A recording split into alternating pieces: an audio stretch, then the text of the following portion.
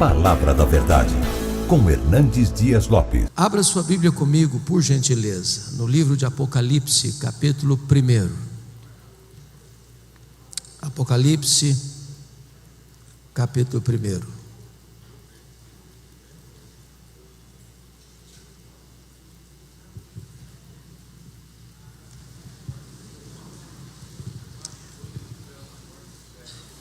Nós vamos ler todo este capítulo. Eu estou com a versão Mara, então acompanhe a leitura desse texto, por gentileza.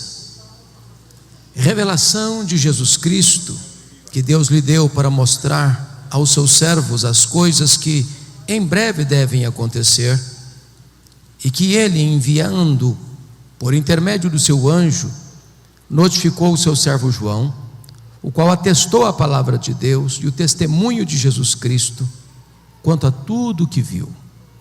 Bem-aventurados aqueles que leem, aqueles que ouvem as palavras da profecia e guardam as coisas nela escritas, pois o tempo está próximo.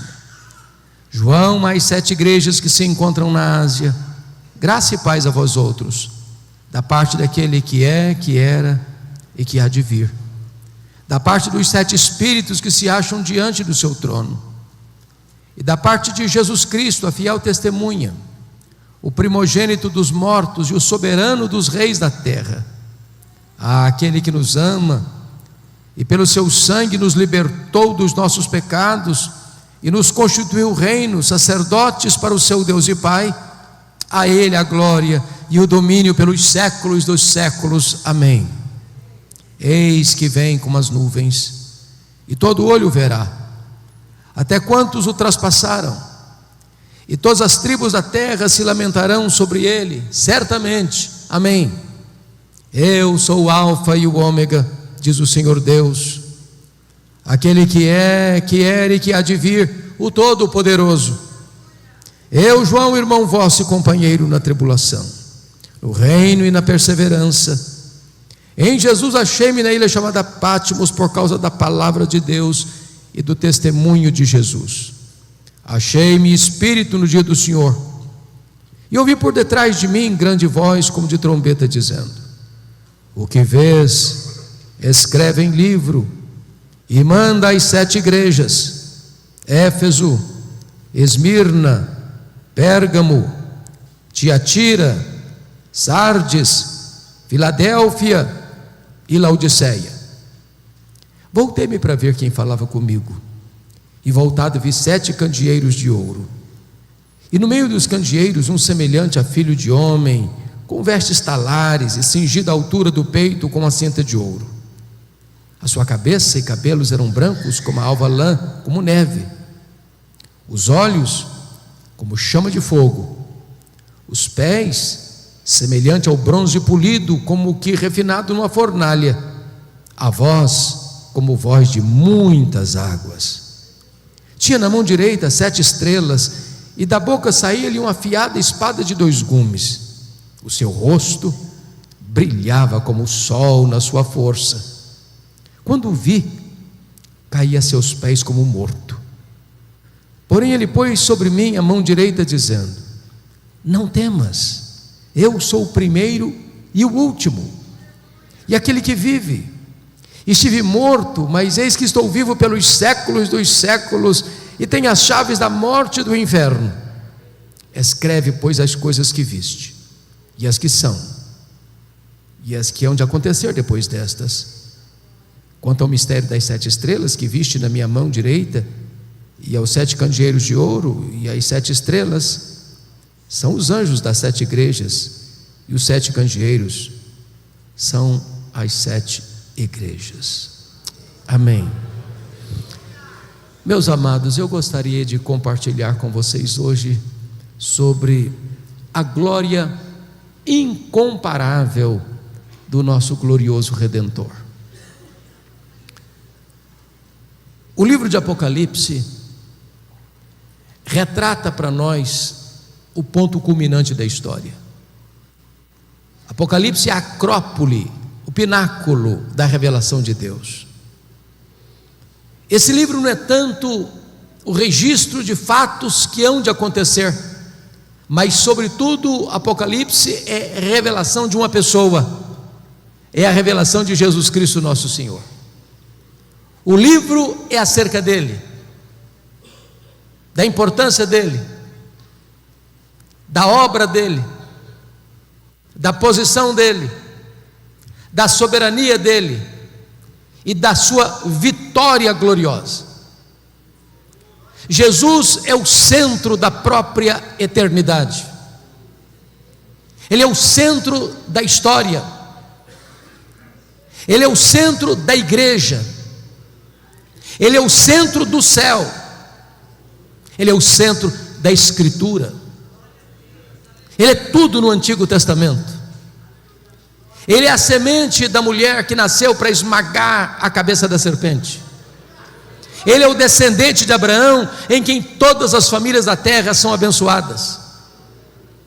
Ele é representado por aquela coluna de nuvem e por aquela coluna de fogo que guiou o povo 40 anos no deserto. Ele é representado pelo maná que caía do céu e pela água que brotava da rocha. Ele é representado pelo Cordeiro da Páscoa. Ele é representado pelo tabernáculo, ele é representado pela arca da aliança, ele é representado pelo templo, é representado pelas festas, pelos sacrifícios, pelo sábado. Tudo é uma sombra dele, ele a realidade. Jesus é tudo também no Novo Testamento.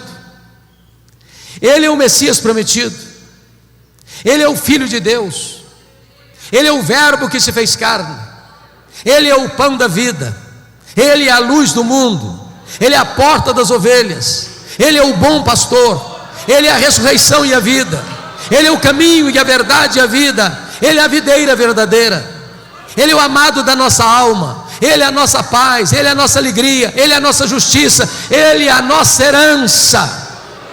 Ele é o alfa, ele é o ômega, ele é o princípio, ele é o fim, ele é o soberano dos reis da terra, ele é a razão da nossa vida.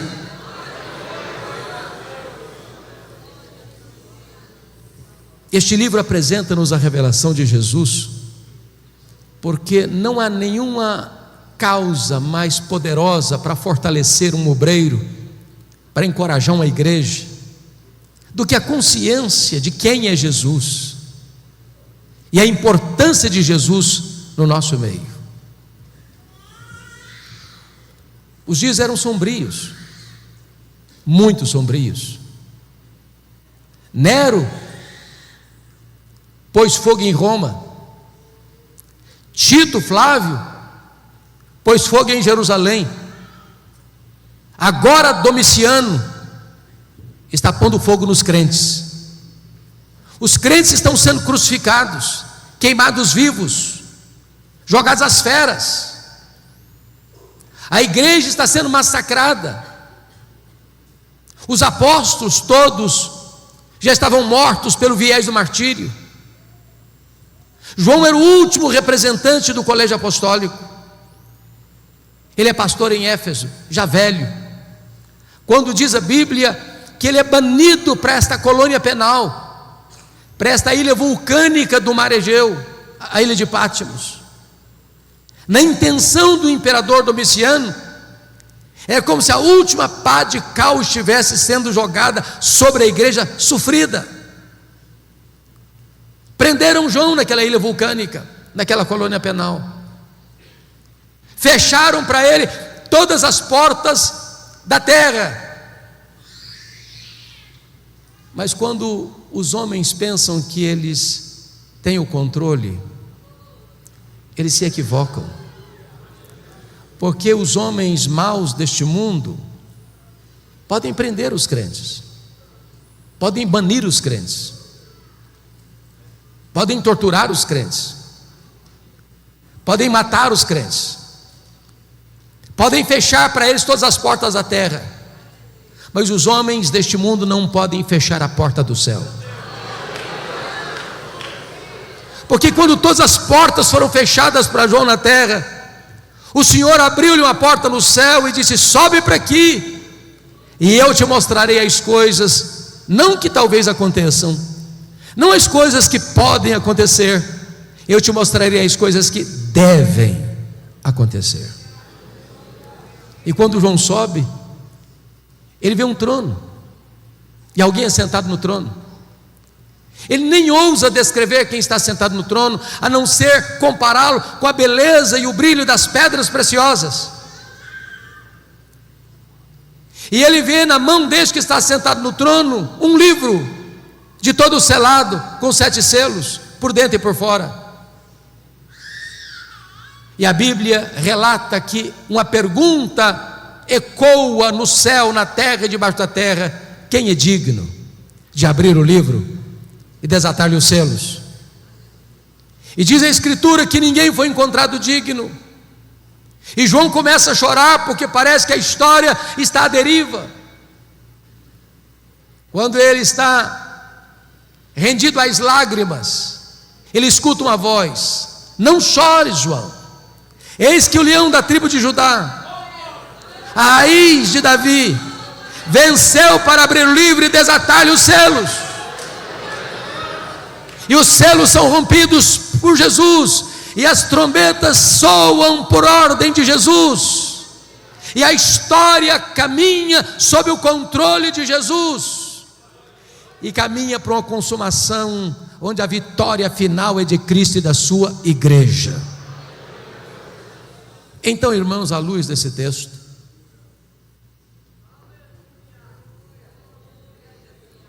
eu gostaria de trazer 3 verdades para a nossa reflexão e ensino nesta noite. Em primeiro lugar, a grandeza incomparável da pessoa de Jesus. Em segundo lugar, a grandeza incomparável da obra de Jesus. E em terceiro lugar, as implicações incomparáveis dessas 2 verdades primeiras: quem Jesus é e o que ele fez. Vejamos então a grandeza incomparável da sua pessoa. Notem comigo, por gentileza, o versículo 5, que ele nos é apresentado como a fiel testemunha.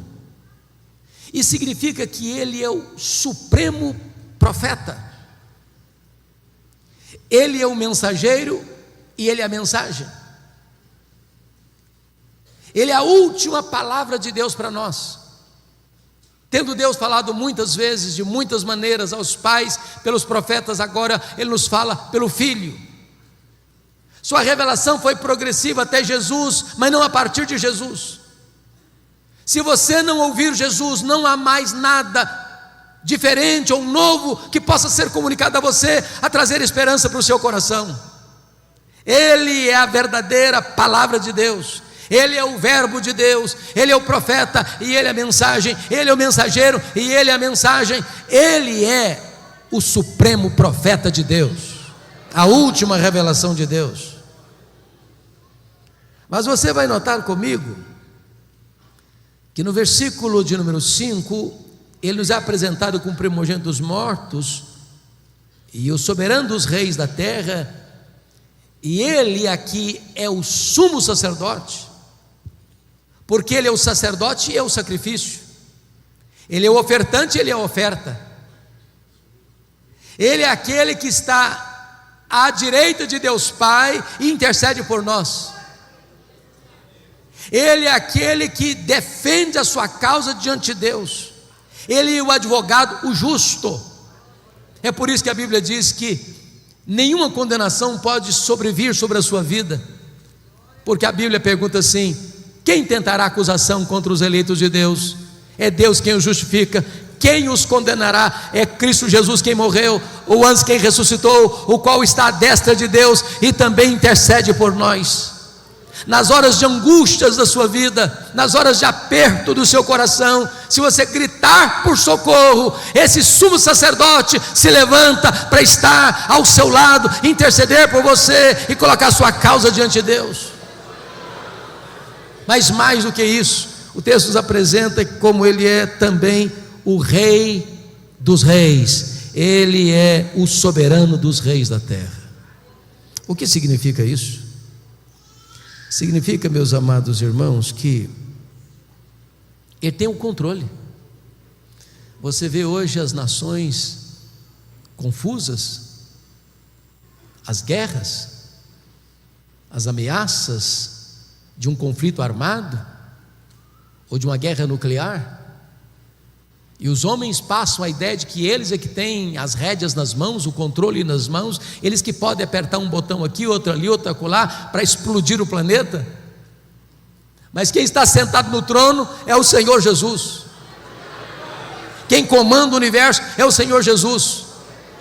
Ele é o soberano dos reis da terra. Ele que levanta reis, Ele quem abate reis, Ele quem levanta reinos, Ele quem abate reinos.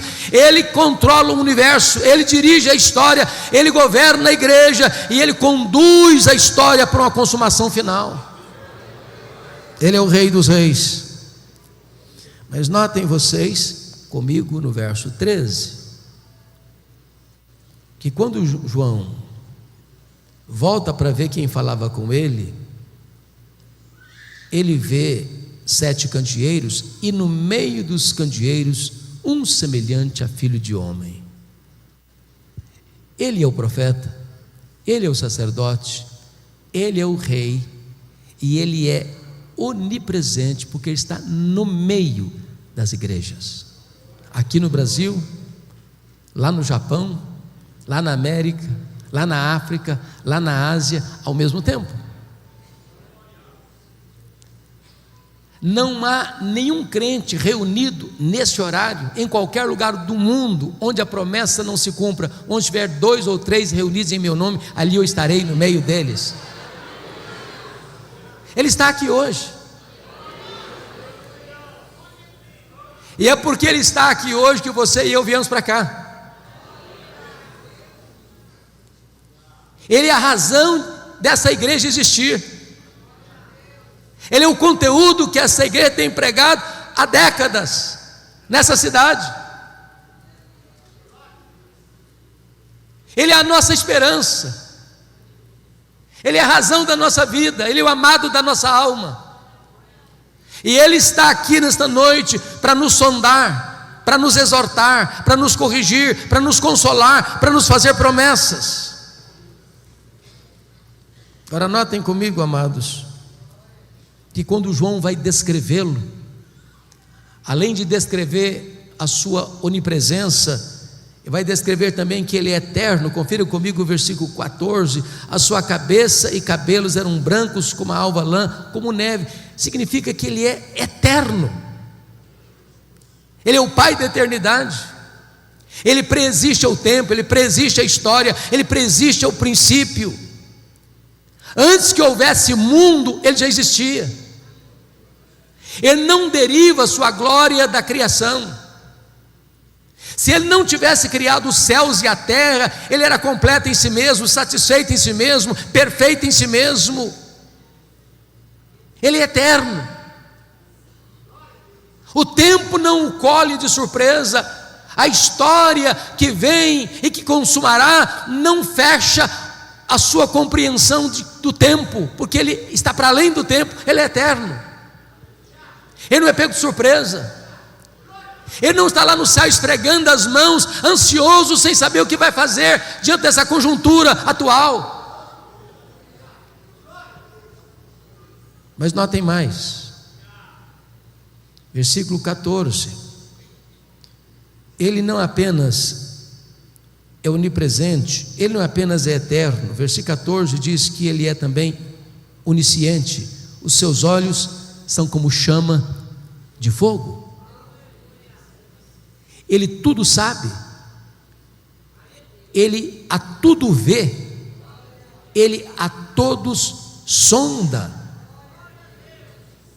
É por isso que Ele se dirige às igrejas da Ásia, e para 5 delas Ele diz: eu conheço as tuas obras. É por isso que Ele disse à igreja de Pérgamo: eu conheço o lugar onde tu habitas, onde está o trono de Satanás. É por isso que Ele diz à igreja de Esmirna: eu conheço a tua tribulação e a tua pobreza. Ele conhece o seu futuro, Ele conhece o seu passado, Ele conhece o seu presente, Ele sabe quem é você, Ele sabe o que você pensa, Ele sabe o que você fala, Ele sabe o que você faz, Ele sabe o que você pensa. Nada pode ficar oculto aos olhos daquele que tem, às vistas daquele que tem os olhos como chamas de fogo. Ele é onisciente. Mas veja comigo, versículo 15: os pés semelhante a bronze polido, como que refinado numa fornalha. O que significa isso? Significa que ele é onipotente. Essa é uma figura de linguagem para dizer que se os seus pés são como bronze polido, como que refinado numa fornalha, ninguém resiste ao seu poder. Na linguagem do profeta Daniel, capítulo 2, que é uma das figuras mais incríveis da Bíblia, daquele sonho de Nabucodonosor, daquela grande estátua, cabeça de ouro, braços de prata, peitoral de prata,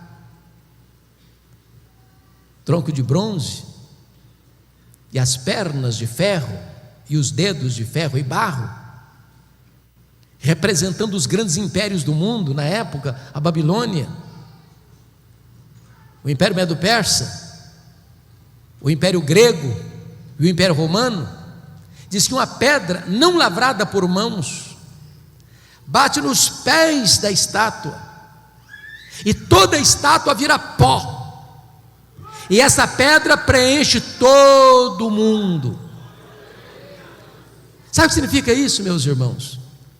A Bíblia diz que quando Jesus voltar, Ele vai colocar todos os seus inimigos debaixo dos seus pés. Ele é vencedor. Aqueles que blasfemam dele, aqueles que negam a sua existência, aqueles que hoje zombam e escarnecem da nossa fé, aqueles que proíbem que o seu nome seja proclamado, que a sua palavra seja lida, terão que enfrentá-lo para serem derrotados por ele. E diz a Bíblia que ele vai lançar no lago do fogo o anticristo, o falso profeta, o diabo, a morte, o inferno e todos aqueles cujos nomes não estão escritos no livro da vida. E então ele entrará para a sala das bodas, para uma festa que não vai terminar nunca mais, para reinar com a sua igreja, e os seus inimigos serão completamente destruídos, porque ele é onipotente. Entendamos isso, irmãos. Ninguém pode prevalecer contra Jesus.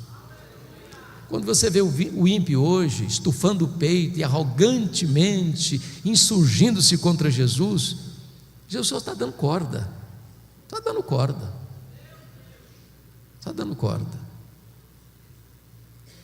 Na hora que a corda puxar, o ímpio não tem amparo nenhum.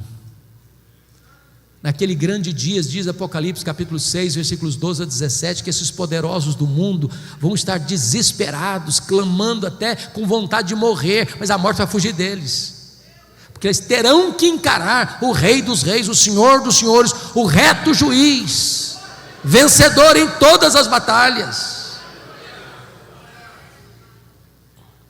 Eu pergunto a vocês: onde estão os reinos deste mundo com tanto poder? Onde está a Babilônia hoje? Onde está o Império Assírio hoje? Onde está o Império Medo-Persa hoje? Onde está o Império Grego hoje? Onde está o Império Romano hoje? Onde são os poderosos deste século? Eles virão pó, mas Jesus continua no trono, Rei dos reis, Senhor dos senhores. Confira comigo, por gentileza. Versículo 15 ainda diz: a voz como voz de muitas águas. Sabe o que significa isso?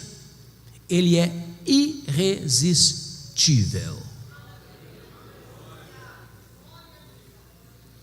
A Bíblia diz que a voz de Deus é poderosa, que ela despede chamas de fogo, que ela faz tremer o deserto, que ela despedaça os cedros do Líbano.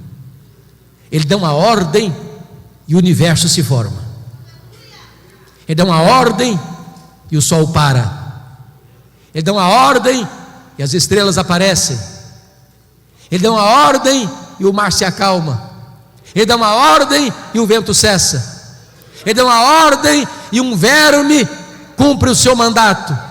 Ele dá uma ordem e uma mula profetiza. Ele dá uma ordem e os demônios batem em retirada. Ele dá uma ordem e os anjos saem para obedecer a seu comando. Ele tem uma voz poderosa, voz como voz de muitas águas. Ele é irresistível. Sabe o que é maravilhoso? Você e eu somos a caixa de ressonância desta voz, quando pregamos o Evangelho, porque a Bíblia diz que o Evangelho é o poder de Deus para a salvação de todo aquele que crê. O coração mais duro é quebrado pelo martelo da palavra de Deus. Pregue esta palavra, proclame esta palavra, porque não é palavra de homem, é a palavra do Deus vivo, a palavra onipotente de Jesus. Confira comigo, por gentileza, agora, versículo 17.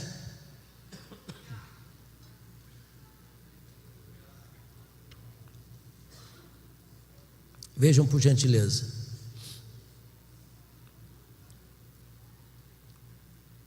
Versículo de número 17. Versículo 16 ainda. O 16 ainda, no finalzinho.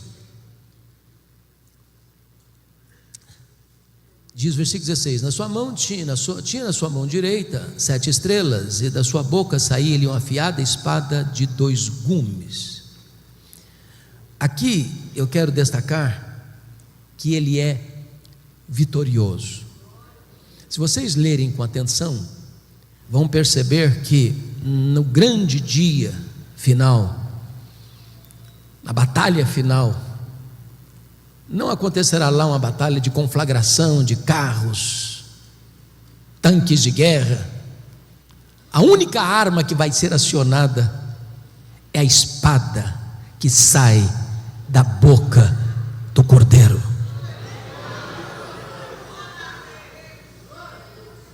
O Senhor não precisa de recursos humanos, de armas humanas para triunfar.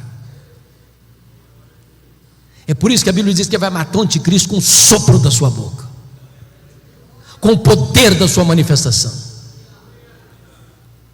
Irmãos amados, como é importante nós compreendermos quão grande é Jesus, quão poderoso é Jesus, quão incomparável é Jesus. A espada que sai da sua boca significa que ninguém pode resisti-lo, ninguém pode ameaçá-lo, ninguém pode derrotá-lo. Nós não seguimos um líder fracassado, um líder derrotado. Nós seguimos aquele que é vencedor, invicto em todas as batalhas. Nós nem entramos em campo hoje para saber se vamos ganhar ou perder. Diz a Bíblia que nós já somos mais do que vencedores em Cristo Jesus, nosso Senhor. Louvado seja Deus. Se você é crente, se você nasceu de novo, você já está alistado neste poderoso exército vitorioso de Cristo Jesus.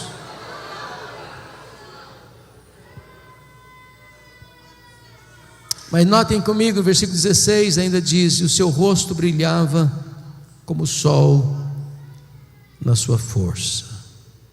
Oh, meus amados irmãos, aqui ele é o Cristo glorioso. Eu acho isso maravilhoso, sabe por quê? Porque a visão que João tem agora não é mais daquele Cristo do Getsêmani, sangrando, coberto de lágrimas, prostrado com o rosto no chão. A visão que João tem agora não é daquele Cristo cuspido e esbordoado do sinédrio judaico. A visão que João tem agora não é daquele Cristo espancado e vilipendiado do pretório romano. A visão que João tem agora não é daquele Cristo exangue que caminha trôpego debaixo do lenho maldito pelas ruas apinhadas de uma cidade ensandecida. A visão que João tem agora não é daquele Cristo suspenso entre a terra e os céus, pregado naquele lenho maldito. Não! Ele tem a visão do Cristo vitorioso. O seu rosto brilha como o sol na sua força. E notem que João era o discípulo mais próximo de Jesus. Mas ele está diante da glória do Cordeiro, do Cristo vencedor, do Cristo vitorioso. Mas, finalmente, examinando o primeiro ponto, a grandeza incomparável da pessoa de Jesus. Confira comigo, por favor, versículos 17 e 18. Quando o vi, caí a seus pés como morto. Porém ele pôs sobre mim a mão direita, dizendo: não tenhas medo, eu sou o primeiro e o último, e aquele que vive. Estive morto, mas eis que estou vivo pelos séculos dos séculos, e tenho as chaves da morte e do inferno. Primeiramente, ele aqui é conquistador. Ele entrou nas entranhas da morte, ele arrancou o aguilhão da morte, ele matou a morte, ele inaugurou a imortalidade e ressurgiu vitoriosamente. Agora ele é a ressurreição e a vida. Ele conquistou a morte, ele matou a morte, e agora você e eu podemos dizer para a morte: onde está a morte, a tua vitória? Onde está a morte, o teu aguilhão? Tragada foi a morte pela vitória. Agora, morrer para o crente não é um desastre mais. Para mim, o viver é Cristo e o morrer é lucro. Para mim, morrer é deixar o corpo e habitar com o Senhor. Para mim, morrer é deixar aqui este corpo e habitar com o Senhor, o que é incomparavelmente melhor. Mas ele não é apenas o conquistador, finalmente ele é o restaurador. João está prostrado como um morto. Ele diz: ô João, não fica com medo não, eu sou o primeiro, eu sou o último, João, eu sou o alfa, eu sou o ômega. Ô João, eu já estive morto, mas eu estou vivo pelos séculos dos séculos, e eu tenho as chaves da morte e do inferno. Nós não viemos aqui nesta noite adorar o Cristo que esteve vivo e está morto. Nós viemos adorar o Cristo que esteve morto e está vivo, e vivo pelos séculos dos séculos. Esta é a grandeza incomparável da pessoa de Jesus.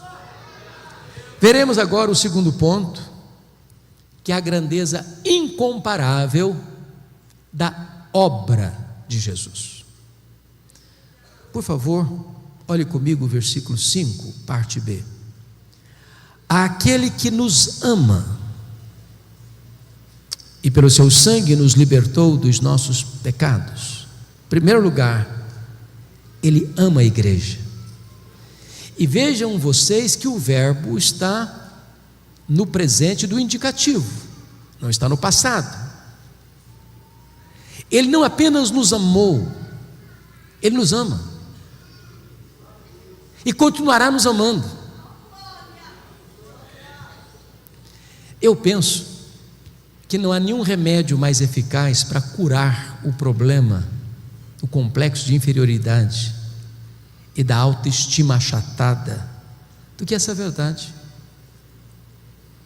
Você acha pouco o fato de você ser amado por Jesus? Mas Ele não ama você porque viu em você algo digno de ser amado. A causa do amor dele por você e por mim não está em nós, mas nele mesmo. Sabe por quê? A Bíblia diz que Ele nos ama com amor eterno. O mundo não tinha sido criado ainda, e você já estava no coração dele. Ele amou você com amor eterno e atraiu você para ele com cordas de amor. Deus não me ama por causa das minhas pretensas virtudes, Ele me ama apesar dos meus pecados. Ele não me ama por causa dos meus méritos, Ele me ama apesar dos meus deméritos. Não há nada que você possa fazer para Deus amar você mais, nem para Ele amar você menos. Ele ama a você. Talvez você entrou aqui hoje abatido, triste, talvez você se sentindo a última pessoa do universo, talvez você entrou aqui hoje com essa autoestima lá no chão. Eu quero dizer para você que Jesus ama você, que Jesus ama você, que Jesus ama você, que Jesus ama você. Você tem valor para Ele, você é importante para Ele.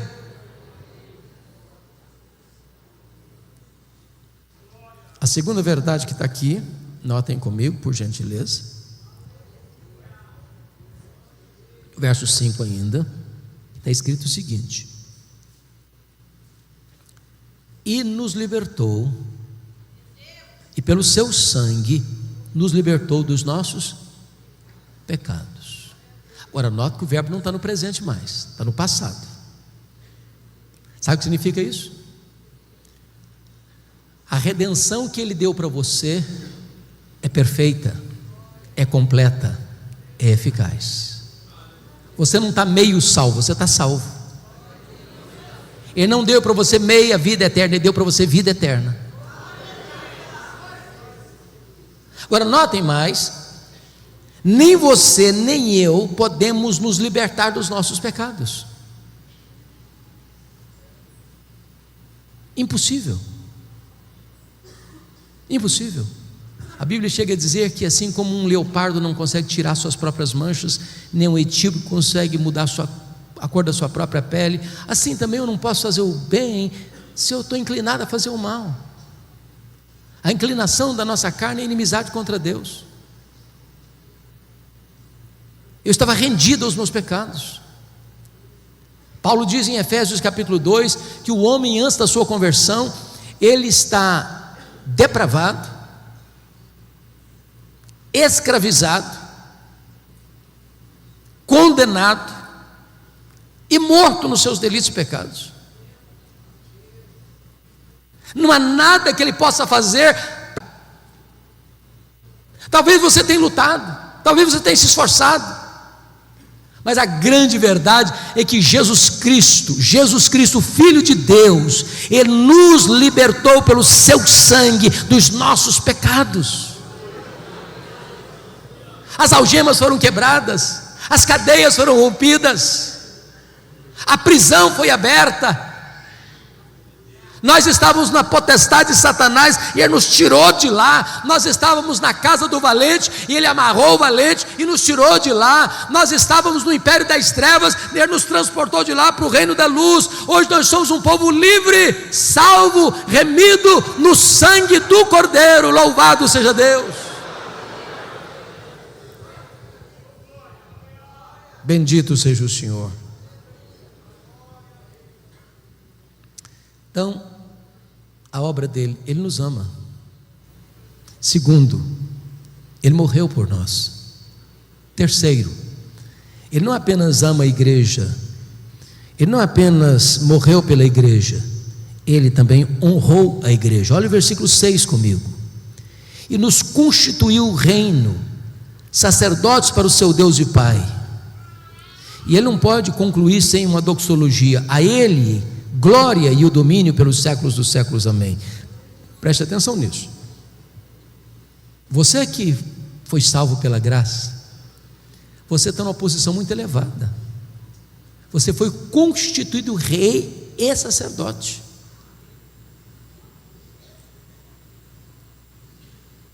Talvez você aspire a algumas posições que algumas pessoas ocupam neste mundo, pois eu posso lhe garantir que a posição mais honrosa que o mundo possa oferecer não é nada em comparação ao que você já tem. Você é rei e sacerdote. significa que agora você tem livre acesso à presença de Deus. Você não precisa de um intermediário mais para você falar com Deus. O véu já está rasgado de cima a baixo. O novo e vivo caminho já foi aberto e franqueado para você. Eu estou estudando, pastor Samuel, o livro de Esther, e é curioso que na história lá de Esther, o rei Assuero, conhecido por Xerxes I, ninguém podia entrar lá na sala do trono dele sem ser convidado, nem a rainha. Se uma pessoa entrasse sem ser convidado, ele podia matar a pessoa, dar uma ordem sumária para a pessoa ser executada. Eu quero dizer para você que o Rei dos Reis está franqueando para você a sala do trono. Você pode entrar a hora que você quiser, de onde você estiver, como você estiver, e Ele vai acolher você, Ele vai receber você, Ele vai abraçar você, Ele vai dar as boas-vindas a você, porque agora você tem livre acesso à presença de Deus.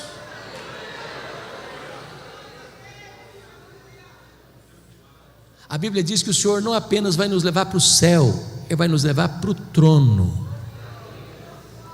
Foi a promessa da igreja de Laodiceia: ao vencedor dar-lhe-ei sentar-se comigo no meu trono, como eu venci e sentei com o meu Pai no seu trono. Entenda o valor que você tem para Deus. Você é rei, você é sacerdote. A Bíblia chega a dizer que no dia do juízo nós vamos julgar o mundo, nós vamos julgar os próprios anjos. Então, primeiro, Ele ama a igreja. Segundo, Ele morreu para a igreja, pela igreja. Terceiro, Ele honrou a igreja. Mas em quarto lugar, Ele voltará para a igreja. Veja o verso 7 comigo, por favor. Eis que vem com as nuvens, e todo olho verá, até quantos o traspassaram. Todas as tribos da terra se lamentarão sobre ele, certamente. Amém. Irmãos, a segunda vinda de Cristo é a nossa bendita esperança. Viva esperança. De vez em quando as pessoas perguntam assim: mas quem está no controle desse mundo maluco? Deus ou o diabo? Essa pergunta foi feita por A.W. Pink. Guerras, violência, terrorismo, grupos de extermínio, crime organizado, corrupção, prostituição, apostasia. Parece que o carro saiu dos trilhos.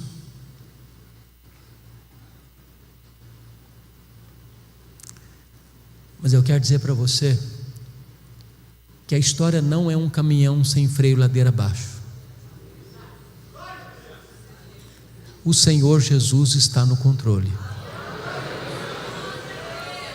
E Ele não nos deixou enganados sobre o que haveria de acontecer. Ele já nos deu as pistas, já nos deu os sinais. E quando os homens acharem que eles estão no controle, ou que o mal está prevalecendo, Ele voltará e colocará todos os inimigos debaixo dos seus pés, e reinará supremo para sempre e sempre e sempre. A pergunta, irmãos, é como Ele voltará? E a Bíblia responde: Ele voltará pessoalmente. Pessoalmente. Ele não vai mandar um embaixador, não. Ele mesmo virá. Lá em Atos 1, 9 a 11, diz que quando os galileus estavam olhando para as alturas, Jesus subindo entre nuvens, dois anjos aparecem e diz: varões galileus, por que estáis olhando para as alturas? Esse mesmo Jesus que vi subir, assim descerá dos céus. Ele pessoalmente virá. Ele pessoalmente virá. Segundo, como Ele voltará? Ele voltará visivelmente. todo olho verá, até aqueles que o traspassaram. O que significa isso? Sabe o que a Bíblia diz? Quando Jesus voltar, lá em João 5, 28 e 29, diz que todos os mortos sairão dos túmulos, uns para a ressurreição da vida, outros para a ressurreição do juízo. Quando Jesus voltar, duas coisas vão acontecer: ressurreição para os que estiverem mortos, e transformação e arrebatamento para os que estiverem vivos. Aquelas pessoas que cuspirem em Jesus, que cravaram a fronte de Jesus com coroa de espinho, que esbordoaram Jesus, que pregaram Jesus na cruz, vão ter que ressuscitar, e vão ter que ver Jesus na sua glória vindo.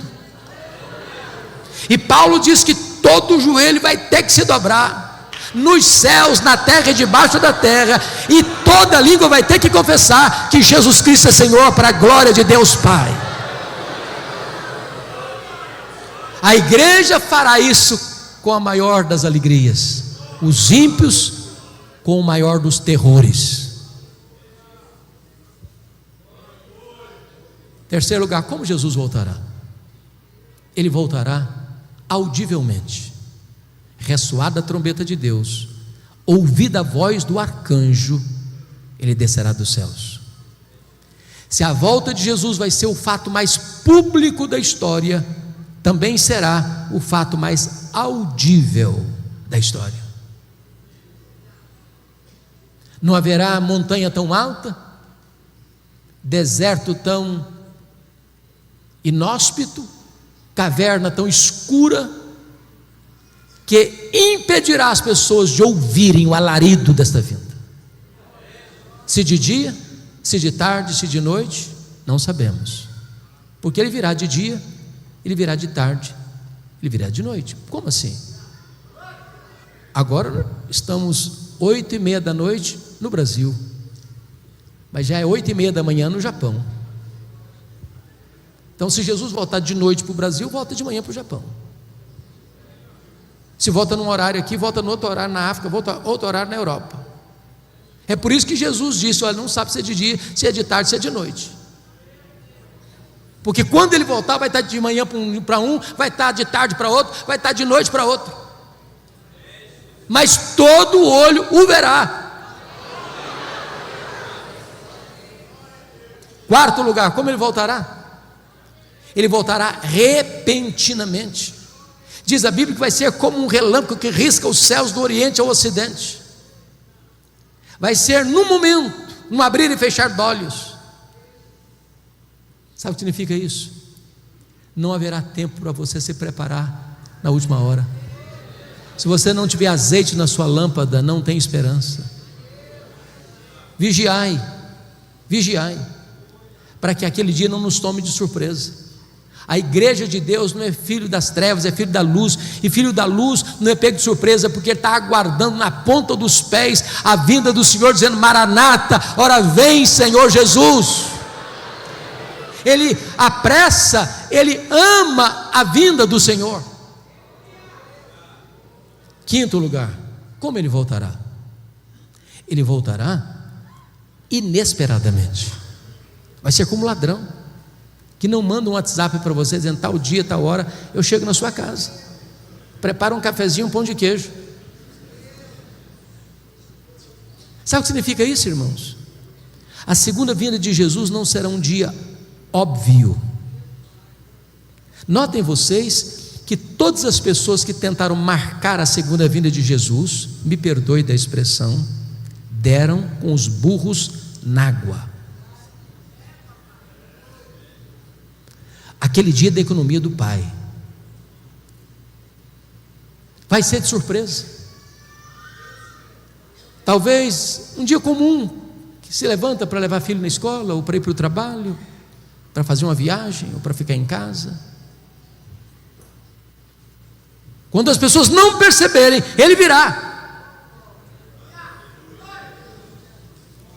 Como Jesus voltará? Sexto lugar, ele voltará inescapavelmente. Diz 2 Tessalonicenses que vai ser como uma mulher grávida que está para dar à luz. Ou seja, uma mulher não está meio grávida, ela está grávida. E se ela está grávida, ela vai dar à luz. Em outras palavras, nenhuma corte humana, por mais egrégia que ela seja, pode mudar ou cancelar a segunda vinda de Cristo. Ele voltará, querendo os homens ou não, acreditando os homens ou não, desejando os homens ou não, Ele voltará, inescapavelmente. Mas em sétimo lugar e último lugar, Ele voltará vitoriosamente, gloriosamente, gloriosamente. Diz a Bíblia que ele não vem mais humilde, montado num jumentinho, numa linguagem bíblica da época, ele vem montado num cavalo, colocando na sua coxa Rei dos Reis e Senhor dos Senhores, e ele virá em grande glória. As nuvens serão, meus amados irmãos, a sua carruagem, os anjos a sua escolta, o arcanjo o seu arauto, e os santos o seu glorioso cortejo, e ele virá com muito poder e glória. Louvado seja o Senhor.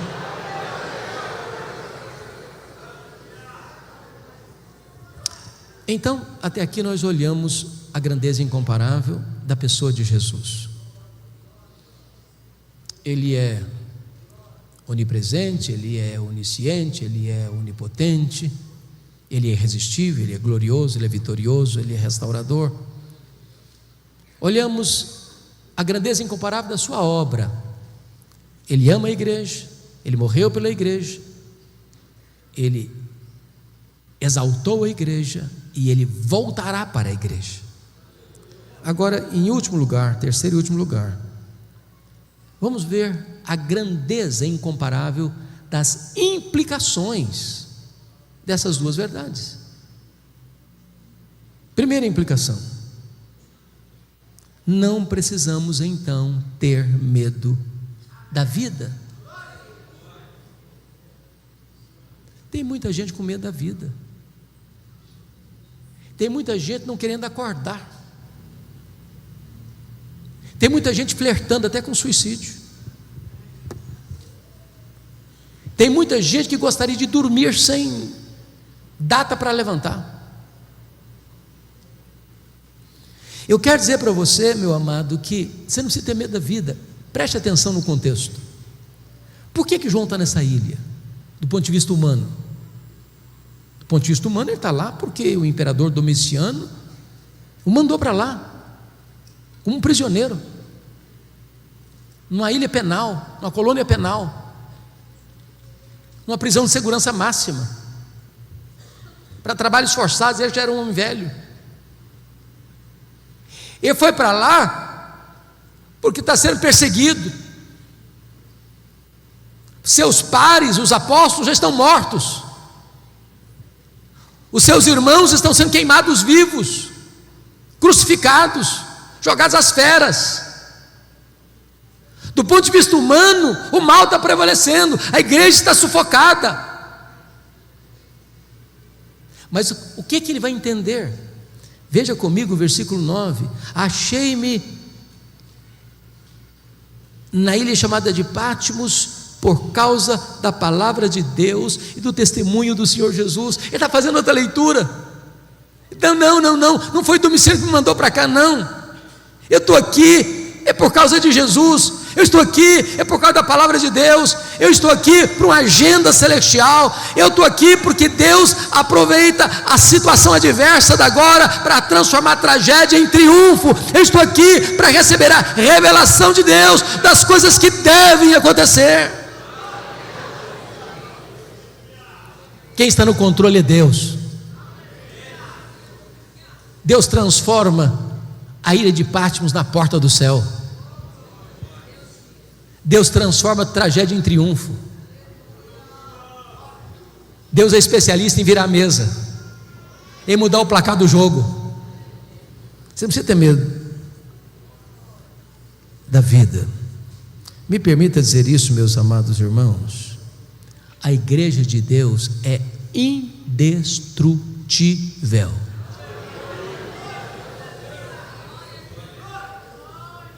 Quando eu digo que a igreja de Deus é indestrutível, eu não estou afirmando que a igreja de Deus não possa ser perseguida. Eu não estou afirmando que a igreja de Deus não possa sofrer sanções penais. Eu não estou dizendo que a igreja não possa sofrer martírio. Apocalipse capítulo 12, versículo 11 diz que a igreja vence o diabo com a palavra do testemunho e com o sangue do Cordeiro. Testemunha aqui é martiria. Ou seja, quando o perseguidor vem e prende um crente, maltrata um crente, e põe o crente contra a parede, diz: ou você nega Jesus, ou eu te prendo, ou eu te bato, ou eu te mato. E o crente diz: eu prefiro morrer do que negar o meu Senhor. Ele morre, mas com a sua morte ele vence. Ele é mais do que vencedor.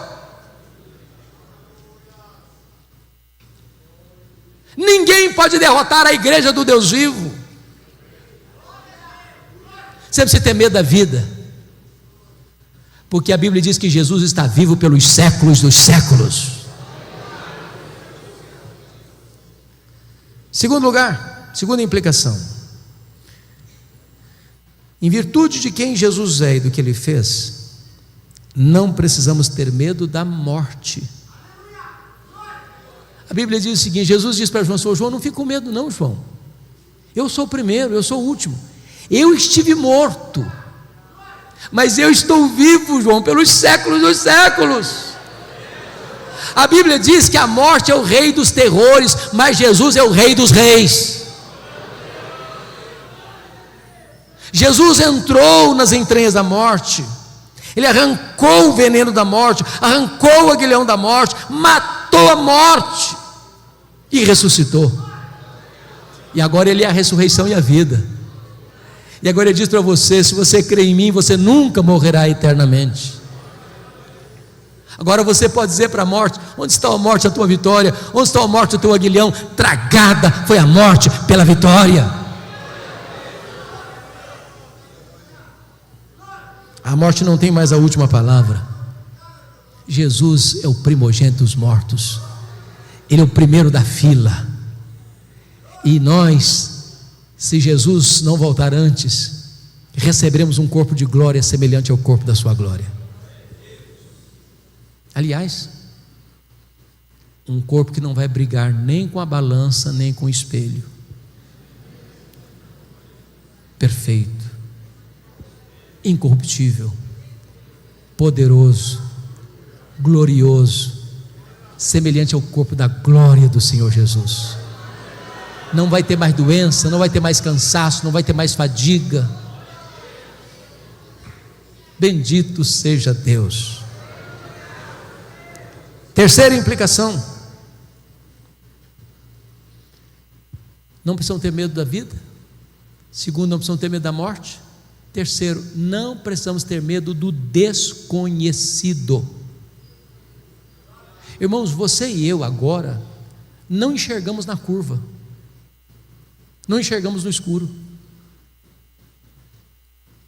Eu sei o final é de glória, mas o processo eu não sei. Eu não sei se você e eu estaremos vivos amanhã. E às vezes a gente fica com medo. Mas me permita voltar com você para o verso 1, porque está escrito aqui: revelação de Jesus Cristo que Deus lhe deu para mostrar aos seus servos as coisas que em breve devem acontecer. Preste atenção, não é nas coisas que talvez aconteçam, não é nas coisas que podem, não, nas coisas que devem acontecer. Sabe o que significa isso? Que quem escreve a história é Deus, quem determina a história é Deus, quem está no controle é Deus. Sabe o que significa isso? Nós não cremos em acaso, nós não cremos em sorte, nós não cremos em azar, nós não cremos em determinismo cego, nós não cremos em coincidência, nós não cremos em macumba pegando em crente, nós não cremos em olho gordo. Nós cremos que a mão de Deus dirige o nosso destino. Então descanse seu coração. Acalma o seu coração. Você precisa ter medo do desconhecido, porque o plano de Deus é perfeito e não pode ser frustrado.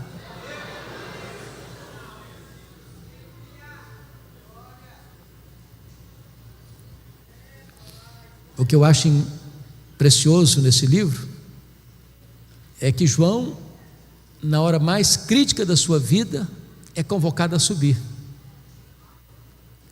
porque não é a terra que explica o céu, é o céu que explica a terra.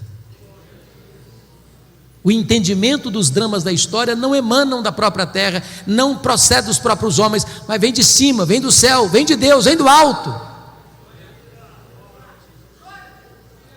E quando João sobe, o que ele vê é um trono, e quem está sentado no trono é quem governa.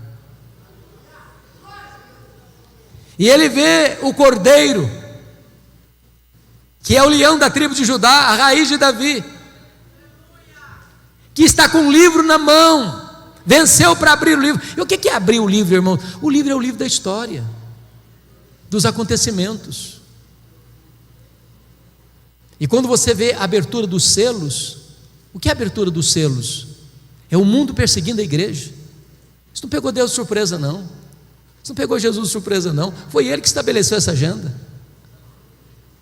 Aí depois dos selos, as trombetas soam. O que são as trombetas? São o juízo parcial de Deus ao mundo que persegue a igreja. E quando as trombetas tocam, elas alcançam o quê? A terra, o mar, os rios, os astros, os homens. Você já parou para pensar ou interpretar os fenômenos da natureza? Os tsunamis, os maremotos? Você já parou para pensar nos terremotos, nos abalos sísmicos?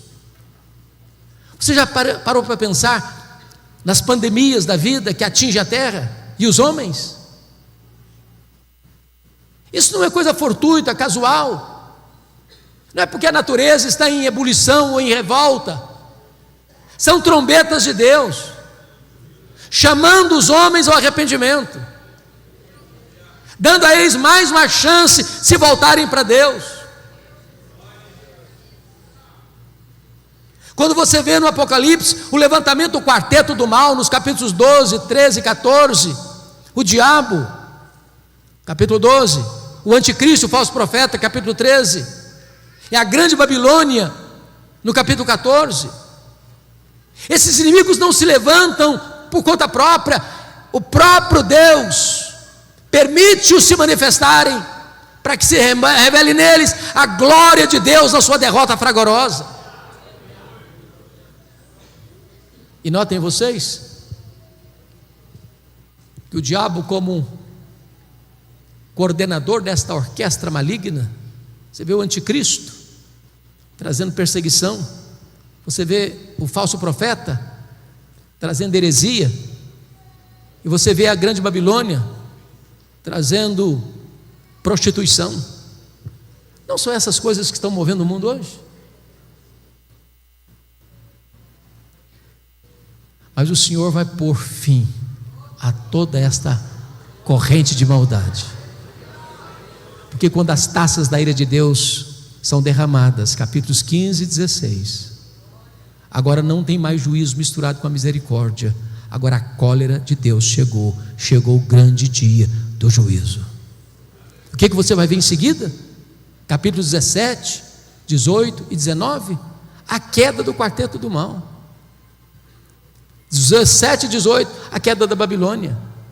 19, a queda do anticristo, do falso profeta. Capítulo 20, a queda do diabo. No capítulo 20 ainda, a queda de quem mais? Da morte, do inferno, dos ímpios. E como é que o livro termina? O livro termina com a vitória retumbante, completa, final, cabal de Cristo e da sua igreja.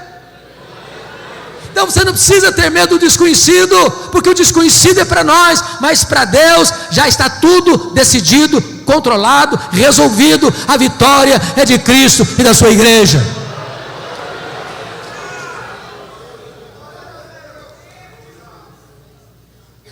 Em último lugar, Quarto e último lugar.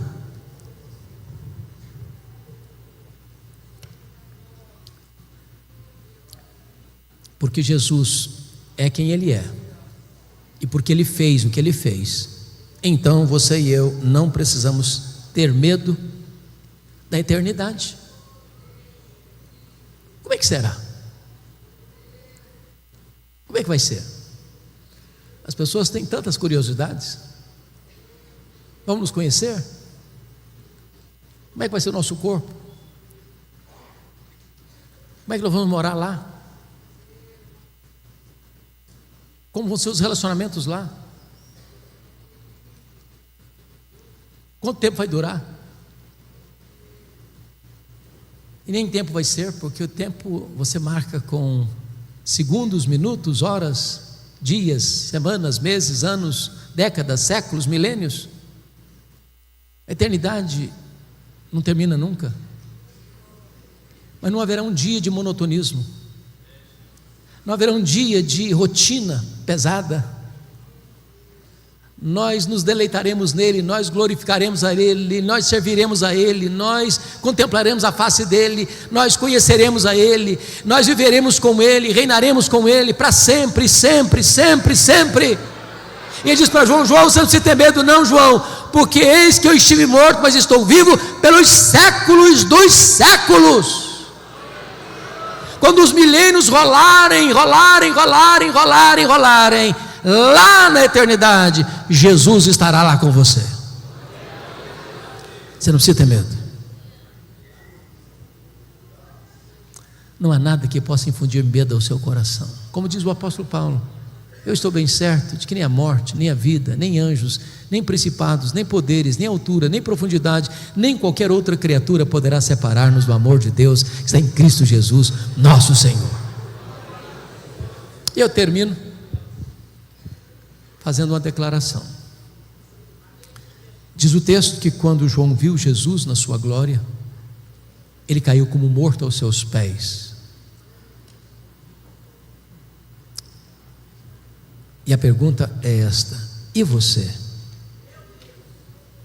Que postura você tem tido em relação a Jesus? Você tem se curvado também? Tem se prostrado também?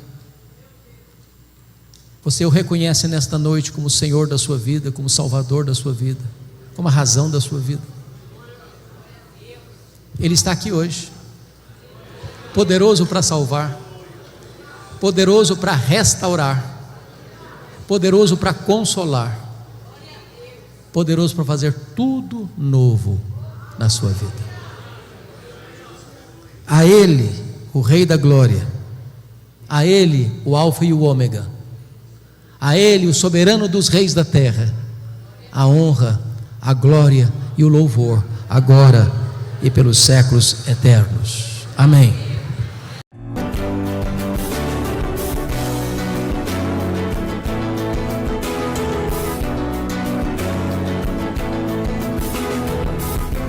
Palavra da Verdade, com Hernandes Dias Lopes.